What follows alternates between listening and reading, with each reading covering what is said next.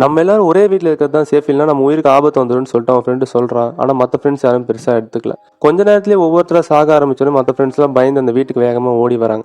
வீட்டுக்கு வந்து எல்லாரும் கோவமாக இருக்காங்க. ஹீரோயின் தானே முதல்ல செத்து இருக்கணும், அவள் தானே அந்த பொம்மையை பார்த்தான்னு சொல்லிட்டு ஹீரோயினுக்கும் அதே குழப்பம் தான் வருது. அப்போ தான் அவன் ஃப்ரெண்டு சொல்கிறான், அந்த பொண்ணு பேசின வீடியோவை தான் நீங்கள் பார்த்தீங்களா, அந்த பொண்ணு சொன்னால அந்த பொம்மை தன்னை எல்லாரும் பார்க்கணும்னு நினைக்குது.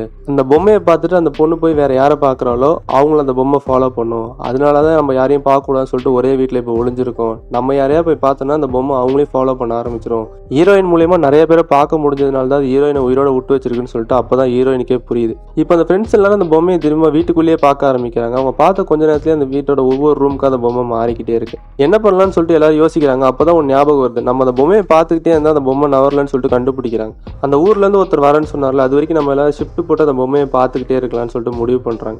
ஒவ்வொருத்தரா பார்த்துக்கிட்டே இருக்காங்க. அப்போ ஒருத்தன் பார்த்துட்டே இருக்கும்போது டக்குன்னு லைட்டா தூக்கம் வந்து தூங்கிடுறான். அடுத்து என்ன நடந்துச்சுங்கிறது நெக்ஸ்ட் பார்ட்ல பார்க்கலாம்.